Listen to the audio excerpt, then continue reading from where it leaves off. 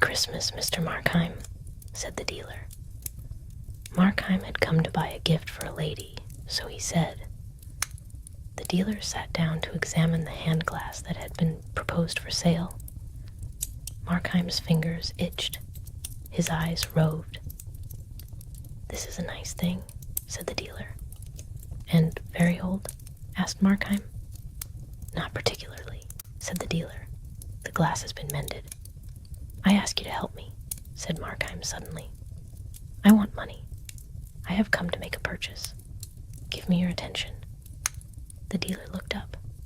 The shop was in the far end of a city block, sequestered from the street noise. The sky above was dark with clouds. Inside, the narrow shelves were crowded with antiques, candlesticks, and old mirrors, and broken gods. And in the mirrors, Markheim saw his own face, repeated, pale and strained. Looking back at him from every angle, a man braced for some tremendous act. The dealer turned, and in that moment, Markheim struck. The long-fingered, ringed hand of the old man fell to the counter. The rest of him sank without a word. It was strangely swift and quiet. Markheim stood over the body, the weapon still in hand, and the silence of the shop came down upon him like a weight. The candles burned steadily. The clock upon the shelf continued its small, mechanical heartbeat. Time had not stopped, though it seemed to Markheim that the whole world held its breath. He set down the weapon and stepped back. In the mirrors, a dozen of him moved in pale pantomime, all guilty, all afraid. He had killed before in imagination, had seen himself as darker things, but now the deed was done and the body lay at his feet, and the shop was quiet as a church. He told himself to be calm.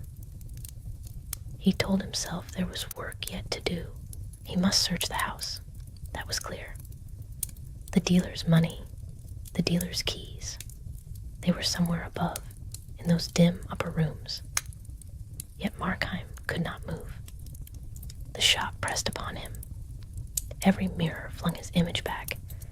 Every tick of the clock rang loud as a hammer stroke. He became possessed with the feverish conviction that he was not alone. The house above him murmured and creaked, as houses will.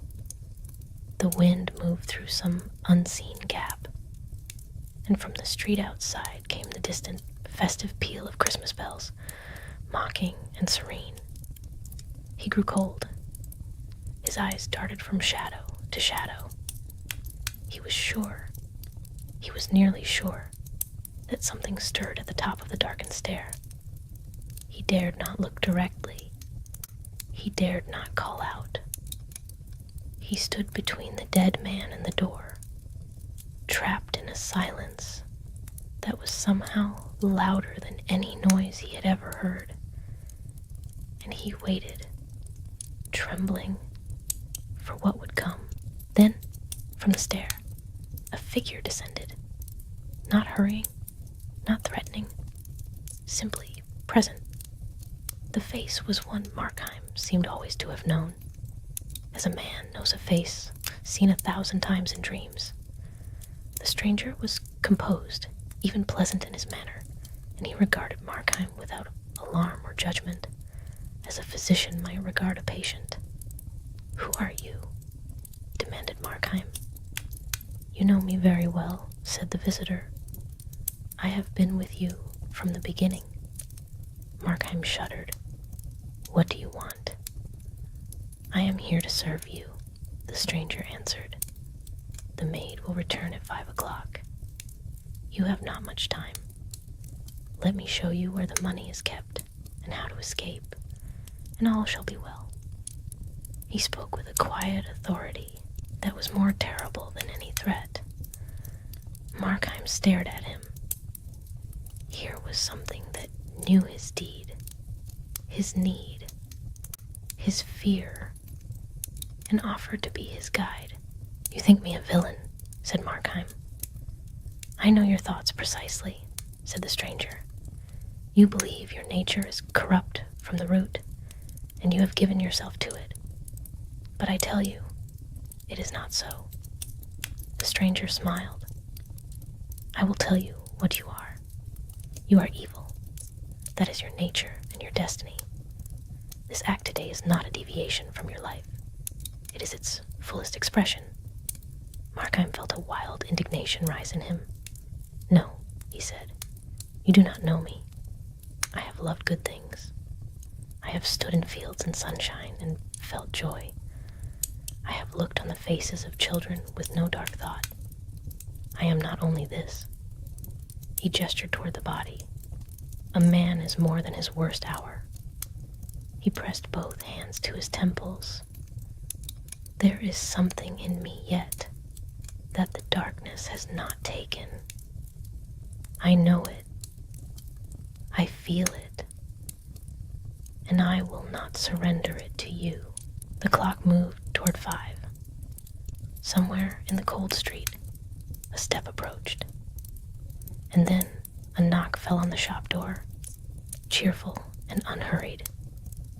The knock of someone expected. The maidservant had come earlier than her hour. Markheim and the stranger looked at one another in the sudden stillness. "This is your moment," said the stranger softly. "Go up to the window. Call down to her. Tell her your master is unwell, that he will not be needed till tomorrow. She will believe you. She is a simple girl.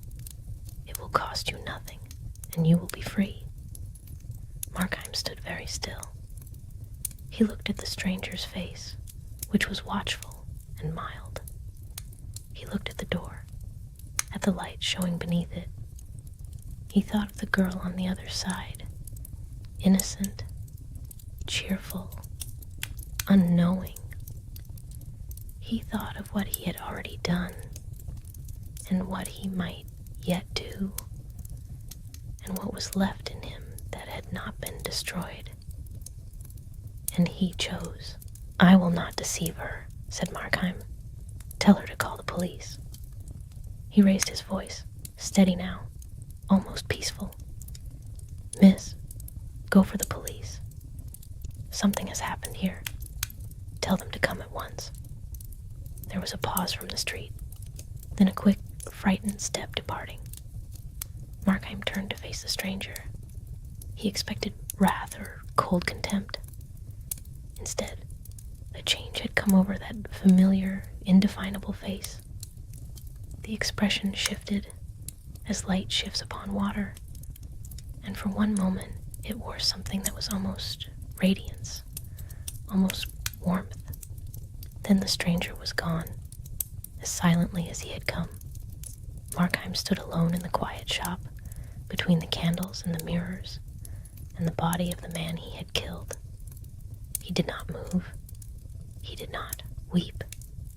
The Christmas bells still rang outside, distant and clear, and he waited without flinching for the sound of footsteps coming back up the street, bringing judgment and perhaps, at last, release.